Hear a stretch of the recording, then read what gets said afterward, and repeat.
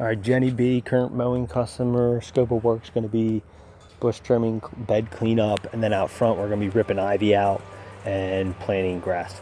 So starting up here, so all these lilies we're going to leave alone for now. The ornamental grasses, leave alone for now. We'll come back in the fall, cut them back. Up front, she has a down branch, so make sure to kind of haul that away, get rid of it. And then in the back, we're going to clean up the beds, kind of rake them out, blow them out, weed them out, and then all the perennials, we're going to cut them down. Weeds we'll yank out, perennials we'll cut down. So starting over here, pretty much blow these out. Can leave these be for now. These are actually weeds, these guys, aggressive weeds. So yank all them out. This guy growing on the fence, you can kind of just cut that down a little bit, but leave most of it. All the hosses, just cut them basically flat. Yeah, so most of this is weeds. If you're in doubt if something's a plant or perennial, just cut it flat. This bush, she said she's actually going to trim herself and take care of, so you can leave that alone. There is like a weed in here though, if you can yank that out.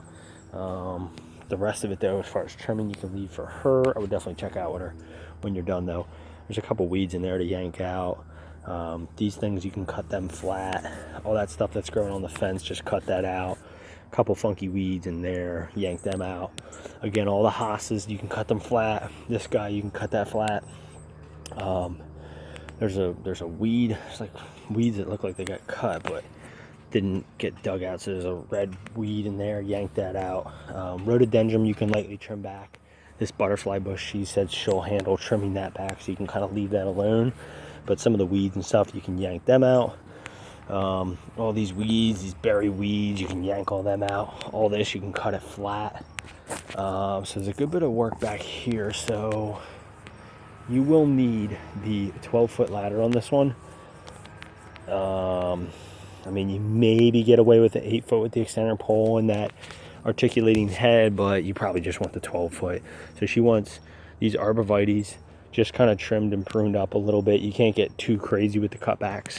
She said you can go through the fence and around to the opposite side and trim it all out. So you actually be in her backyard. Most of this is technically Jenny's property anyway. It's kind of a weird layout, but she said she'll let her know when we're coming. So anyway, prune them up all around, get as high as you can. Be very cautious though when you are up there of the cable lines running.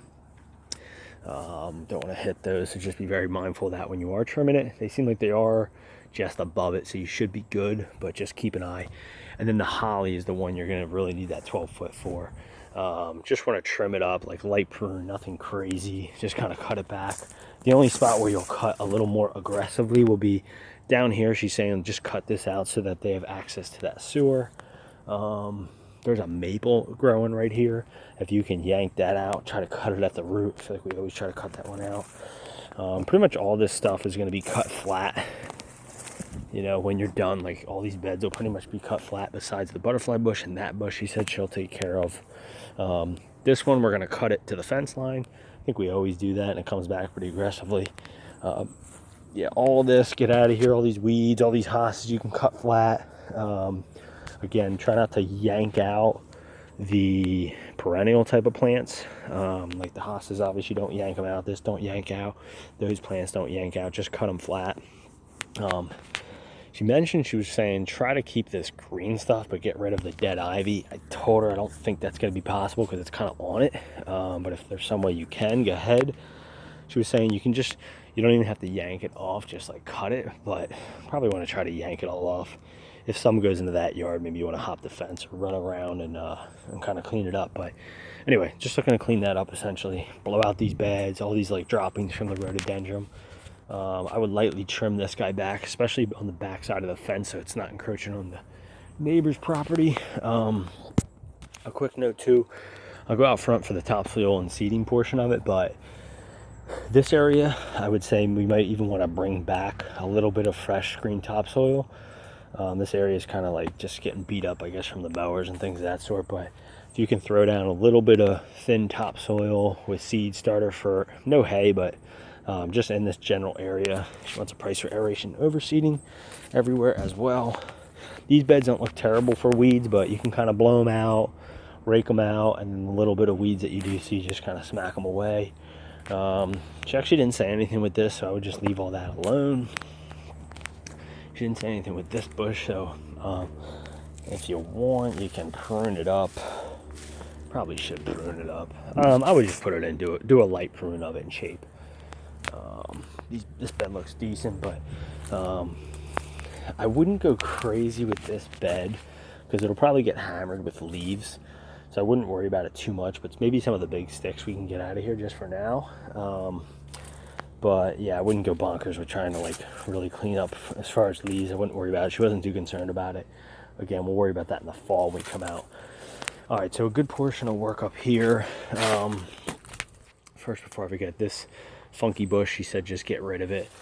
I told her we'll just cut it down real low. The stump will still be there, but just cut it as low as possible for her. And then this whole area, so this is where it's a decent amount of work. I know Gonzalez, she did one of these in my section. It actually turned out awesome.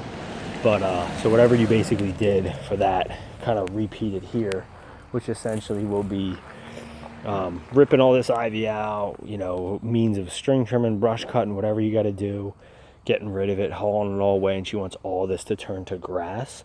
So once you rip out all the vines and the ivy and cut it out and do whatever you got to do, I would definitely recommend like tilling the soil up.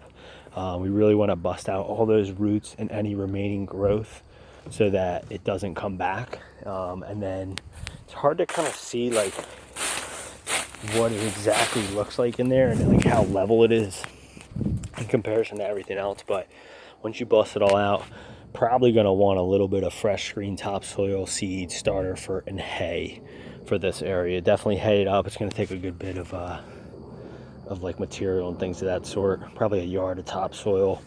Not that it's super low, but I would like something kind of fresh in here to get it going. So yeah, so that's a decent amount of work right here. And then yeah, like I said, just kind of rounding off the front here, just haul away this branch, and that's it.